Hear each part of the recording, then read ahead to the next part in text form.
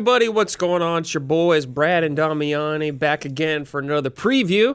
Yo. Damiani, I had the pleasure to play a weird crossover, I'd say, or not a crossover, but two studios teaming up, two companies, EA and Koei Tecmo. Classic, yeah, they've collab. worked many times in the past, yes, on a new hunting game, specifically in the hunting genre.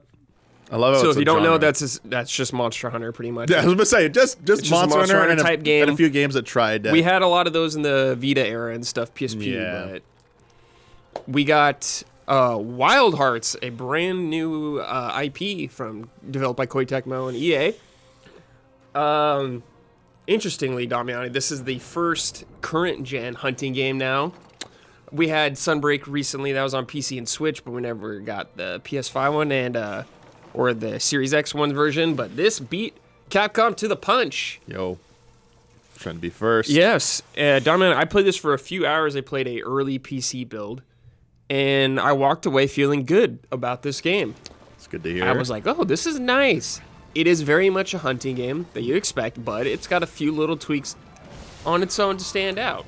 Cool. Yeah. Visually, Yes, loved like how it kind of looked, especially the monsters. Like it looked distinct enough from Monster Hunter. But Yes, it did. yeah, definitely curious about those mechanics, like how it plays, Okay. and if it's like just a carbon copy, or if it's doing its own thing. Let's get into it. So, basically, the little demo I played, I assume was the very beginning of the game. Okay. You start off in a forest. You kind of just walk through. It teaches you how to play very briefly. So you got your basic normal attack. I used a DualSense when I was playing on PC. So Okay. you had square for a lighter attack, triangle for a heavier attack, and you also had R2. So the weapon you started with in the demo was a katana, Damiani. So you got your square, your light, triangle, your heavy, and R2, if you push it by itself, was like a thrust. Okay. But if you incorporated an R2 into one of your combos, like one of your square and triangles, it would do a different action. Okay. So pushing square and R2 would do like a crazy flurry attack. Then if I was doing triangle, then push R2, he would do like a sweet, you would slide through the enemy and do like a circle slash around them. Super cool. So going through it, and when you go through it, you eventually get to customize your character. So customizing your character, pretty good character customization, I would say. I was surprised because you could pick your hairstyle. If the hair had bangs, there was a separate slider or separate tab for bangs specifically. Okay. So you can really dive into that if you want. Good customization. Or you get to there's all this those actions work on a stamina meter or yes. anything like that? So you have a stamina meter, but not all your attacks drain it. Your basic square and triangle attack did not drain it, but when I was doing the R2 abilities, it would. Okay, that's what I figured would. It was a little tiny bit. It's not at the top of your screen like a Souls one or something like that. It's just on the side a little bit. It doesn't take that long to come back, so it's not like you gotta wait a while. You do gotta manage it though. Okay. So basically, I find this old guy in the forest. He's telling me about you're a hunter, or you're a hunter in, I believe it's actually Japan. Okay. It's just folklore stuff. Could be wrong, but I'm pretty sure that's what it was. Anyways, you go out and you find this settlement, kind of this girl injured. So you set up a camp there. Now, what's interesting about this game, Dami, is it has this building aspect to it. You're in this. You can get these camp locations you can find on the map and unlock them. Okay. But you can actually build a tent. So I built a tent. Okay. I built a fire that I could rest at. And I built later on a smithing area where I can craft things. Okay. And is this permanent, or you said there are a few spots? So can you make multiple? You see you can have multiple. Oh, but they're on the map. From what I saw, there's these locations you can unlock. Okay. Where you can build a camp there. So I don't think necessarily you can build a camp anywhere you want on the map, distinct locations, but you can place the stuff where you want. Okay. Freely in that area as long as you're there. So the camp, you could build the tent. I believe the tent you could actually quick travel to if you had the tent up, and the fire you had there, you could sit there and you can eat. You can cook food and make food to get some Monster Hunter style buffs. Extra damage, extra health like that. But then I get this quest from this girl. She wakes up. She has me go out and find someone that she's missing. I'm like, okay, I gotta find this person, but. First, I was I'm going to see what hunts at your campfire. That's where you initiate. You could start a hunt. Okay. You have this open area, this open zone like Monster Hunter. This one seemed bigger though. It seemed bigger and it had a little more going on to me than like what I remember from Rise. Like I was exploring this. You don't have a mount or anything. At least I didn't yet. Just running around. So it felt like a nice like little sense of discovery, I guess. Okay. But I got this quest to kill. We see this in the trailer. It's like a rat with like a tree kind of thing like that. So I fight this guy. The build I played did not run good at all. Okay. It was not good. But this game doesn't come out until February, so some time. They got some time to fix it. Okay. But okay. combat felt good. It didn't feel as, I don't know if stiff is the right word for Monster Hunter. Monster Hunter definitely has a distinct feel, I would say, and like, I don't think it's a bad thing at all. I'm just saying it has a distinct feel. This felt a little more loose to me. Like, yes, you would do stuff and you'd have to commit to it, but it didn't feel like maybe as committed as Monster Hunter, I guess. It could just be the weapon I was using now. Okay. But anyways, fighting this guy out in the world, using my katana. Later on, I found out this weapon has a transformation. Oh, fighting nice. this guy, okay? So when I was fighting him, your meter builds up. Like, you have like a little meter for this weapon. Then I was able to push like R2 and square and triangle at the same time. And it would turn into like a whip, the sword. It's like a whip sword almost with lightning around it. Oh, sick. So you do like a ton of damage, like do-do-do-do. You can see the little numbers popping up. Very satisfying. Cool stuff. Yeah, that's pretty cool.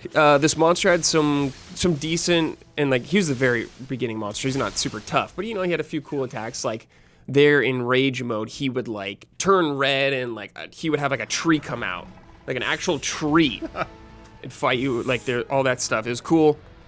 But what I think makes this game stand out from Monster Hunter is the building. I mentioned this briefly earlier, but you can build stuff. You can see this in the trailer. You can build like little things. That was like the. So, big like, gimmick. in the trailer, they show, like, a hammer or something like that, building. Yeah. I didn't have anything that complicated yet. What I had was, like, boxes. I could build boxes, and I could run up these boxes and jump off them and do a special attack. Okay. And it did a lot of damage, where I was like, I want to keep these boxes up, because it does a lot of damage, but the monsters could totally just break it. They could smash into it and break it. So I was like, all right, cool, I got to keep that going.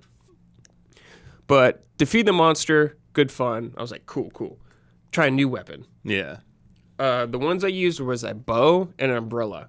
Okay. So I'll start with the bow real quick. I'm not a bow user in these type of games, but the bow seemed cool, I guess. I wasn't very good with it, but one thing I liked is it had like charge levels. So you had your bow. You can have a shot where you like just do a straight shot. You could charge it up a little, but then there you could switch to a different arrow where it would shoot like 3 at once for less damage, but wider spread. I don't think I had like ammo numbers either. You could just okay. Keep going. You don't have to worry about having actually ammunition. That's kind of nice, but different. Yeah. But when I had the bow out, I could push triangle if I had stamina to like power it up almost. But I'd be kind of like slower, locked in a little more. But you could like charge up like 1 level, 2 level, unleash a harder attack. Okay.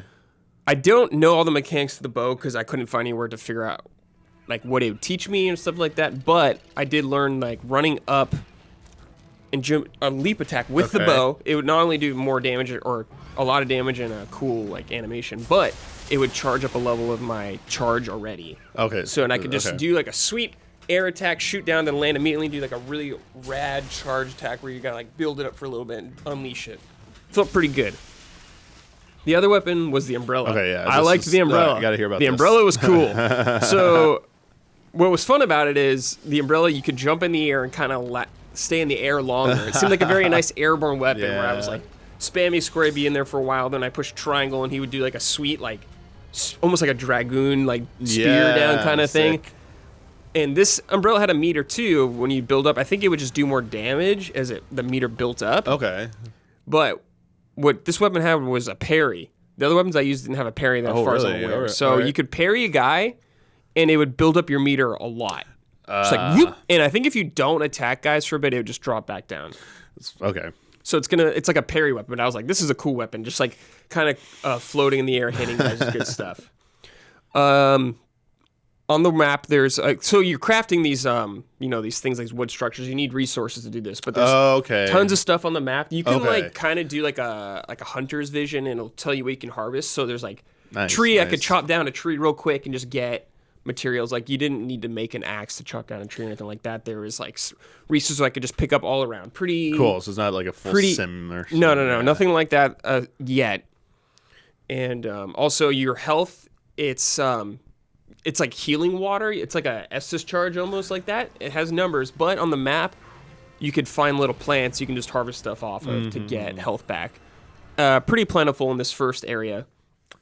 The first area I didn't even talk about was like a kind of like a open field by the water. Then there was like trees and caves you can go down. Like, and there's a big ruined village later on. I fought the mouse guy in later. He was like going crazy in the village, and he would like run into different parts of it, and I'd chase him through that.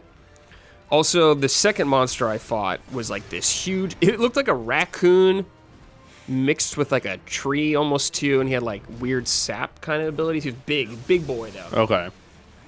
I fought him in a river at the beginning. Didn't run good. I felt I was playing in slow motion. I was like, woof, this is not good. All right. But like we said, early build, so we'll see.